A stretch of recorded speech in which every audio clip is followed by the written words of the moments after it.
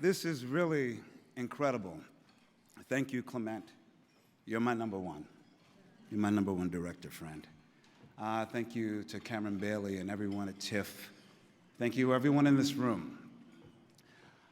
I unfortunately didn't write any words, and I didn't know what I was going to say, but I knew I had 3 stories I wanted to tell, because at best I'm a storyteller.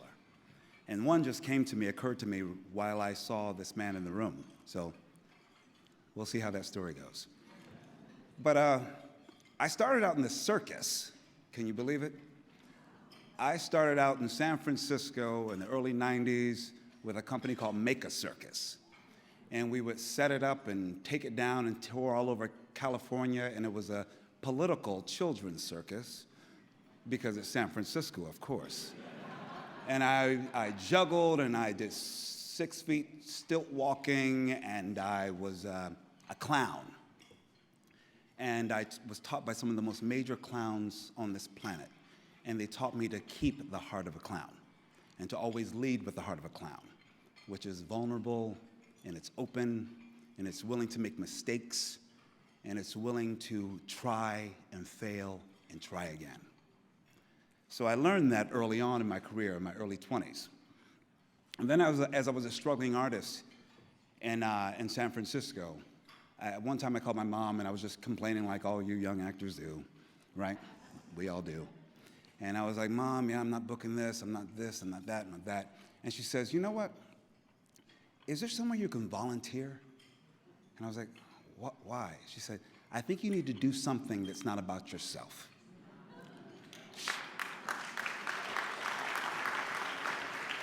And she said, you're really good with kids. I think you should work with kids. She always wanted me to have kids. I don't have kids, but she always wanted me to have kids.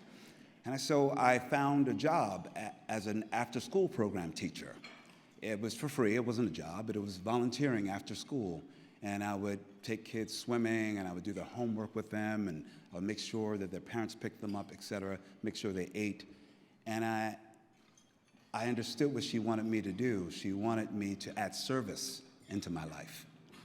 And it's to be in service at all times, which is what I think what we all do here, and what we're at our best, is being in service to each other, to story, to humanity, to all that's, I think, hopefully good in the world, and using what we have. So that was another gift that I was given early on, and I think it's really propelled most of my career. And so anything that I do or touch, it really is at the core. If you've seen me play a villain, you've seen me play a hero or a civil rights leader, it's service. That's what I care about, and I'm very particular about what I do, and the rooms that I'm in, and the people that I want to build with, because I want to love and fall in love with everyone that I work with. I really do. And then another story about service that I want to tell, especially to some young people in the room. I was called many years later to do a benefit at the Public Theater in New York, and I was an unemployed actor, and I didn't have any money. Let me get this right. I didn't have a dime, and I was an unemployed actor, and I was on the mailing list for the Public Theater. Not the Public, it was for Underwood Theater Company, and they were having, the Mandy Hackett, who was at Underwood Theater Company, then moved over to the Public Theater, and they were having a benefit. There's the story. See, I told you it wouldn't be perfect. But what she asked me to do, suddenly I was helping her. I said, well, I don't have any money to donate, but I have time. So I went there, and she needed help because she was 9 months pregnant, and I was helping her just stuff envelopes and stuff like that. And then she calls me, and that was great. That was all I wanted to do, help out this theater company. And then 2 weeks later, I get a call, and she doesn't know me from Adam. She doesn't know my acting work at all. She says, hey, Colman, we're doing a benefit at the Public Theater, and Ethan Hawke is starring in one of our readings in that building right next to it.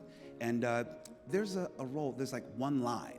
Would you be willing to do that? I said, oh my God, thank you. I would be so grateful. Thank you, why not? So I was in the room with Ethan. I was gonna be in the room with Ethan Hawke, and I was very excited. And I knew that also Cynthia Nixon was doing a reading in the other room, and Anika Noni Rose in another room. And I was just happy to be in the room, and I was happy that someone saw me. And then she calls me up like a day later, and she says, you know what? We added another scene. Would you want to do that? And I was thinking, you don't know my work. I guess I can. But it was a scene taking place in a bathroom. It took place in a whole huge loft apartment building. So I did the scene, didn't think anything of it. I was directed by this beautiful director. Went downstairs. I was going to get the subway home. And my friend Heather said, hey, Colman, there's a play that they're auditioning for on Broadway. And I know they have all the leads, but they're looking for understudies. You should tell your agent about it. I said, okay, I'll tell.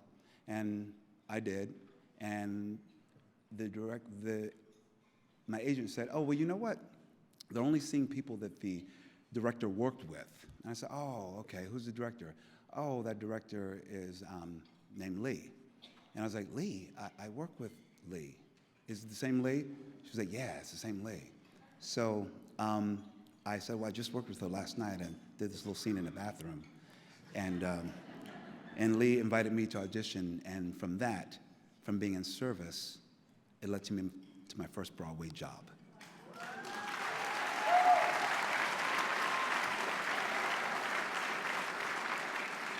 And I tell you that story, and why I was struck when I saw Ethan is because my entire career has been about service and saying, how can I help? How can I be involved? And that leads to doors opening in unimaginable ways. So I hope to inspire those who sees this man who's been working for 33 years in this industry to see that that's actually at the root and in my core and in my heart. And I hope to inspire those and all those who need to be reminded that this is about service. And especially at this really wild time in our industry, I hope that we can remember to be in service to one another, to sit across tables and talk to each other because we need each other. We want to make sure that we hear each other and we all feel good about what we're doing because in many ways, we're in service to the world. Get behind that. I thank you all so very much for this award. It means the world to me. Thank you.